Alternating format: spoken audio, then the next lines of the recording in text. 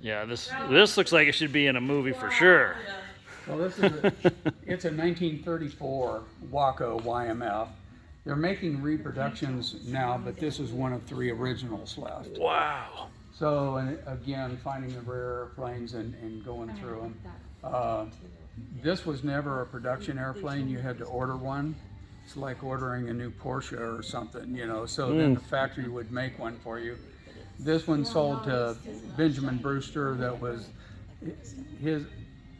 the grandson of the guy that started Standard Oil with Rockefeller. So, I mean, it was a real blue blood airplane. Yeah. And so it was originally registered at 740 Park Avenue, which at that time was the richest address in the world. You know, so it was a real blue blood thing. Amazing. And then it was in an accident in, I believe it was 44, but I wouldn't say for sure. My brother's a lot more up on that than me on that part of the history. But then when we got it, it hadn't flown, you know, for decades, and then we finished it about 10 years ago. Wow. So what are we talking about, you know, for performance and... Well, this one performs real well. It's 275 horsepower, and if you go to the top of the green, the top cruise, why, it'll cruise at 138 miles an hour, and that's pretty fast for a biplane. Really? Yeah. And so that's getting along pretty well. So this was also another, most of the projects are about 3 years. Wow. And that's working on them every day, pretty much all day long. And you doing that here? Yeah, Bob Johnson is our build guy that is just a real artist with what he does. And They're amazing. He just is able to deal with all this stuff. He just really likes old and antique stuff, as we do. Yeah. And so he's just a real craftsman. And now, was this the original as it looked when it was produced, you know? yes. Wow. When we got the project, we got the photo, they call it the factory day delivery photo, where the guy was picking it up from the factory. It was painted exactly like this. Wow. And I told Karen that we were going to paint it the same way, you know, black and white, you know, just like the photo. She says, it's a black and white photo.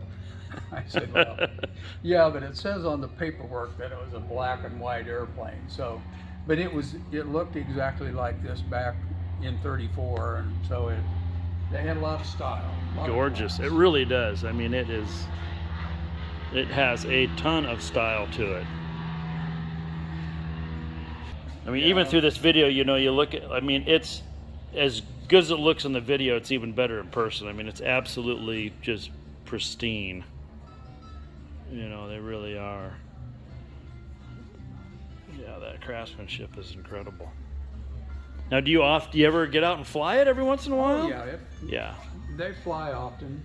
My brother and I are the only ones that really fly them. Yeah.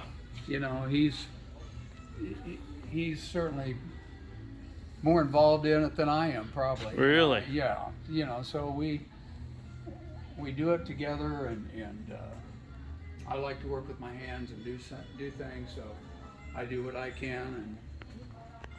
And oh, just yeah, absolutely fantastic.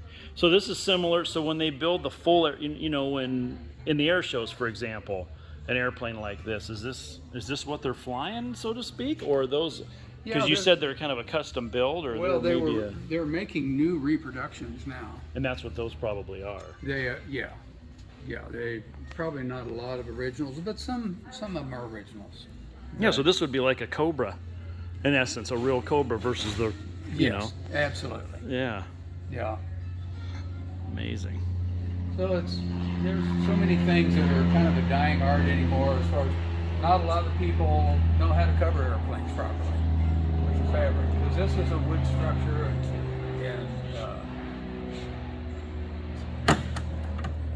in here as far as right. Oh yeah, that is something. And there's your baggage compartment.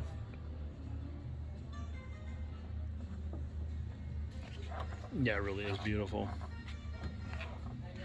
And there are the ailerons. Are those aluminum? That's the only aluminum. Yep. This is a wood structured wing, similar to these little wings from a simulator over here. So underneath the fabric, it looks a lot like this.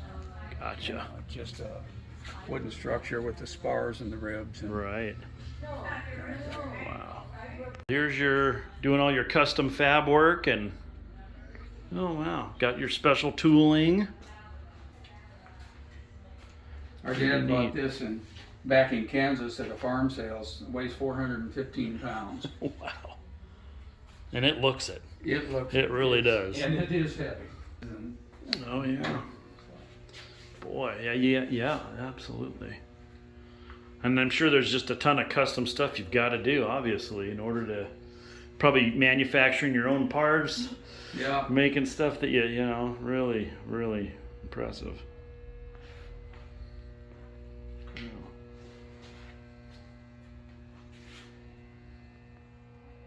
You got to have the junk drawers, and well organized junk drawers.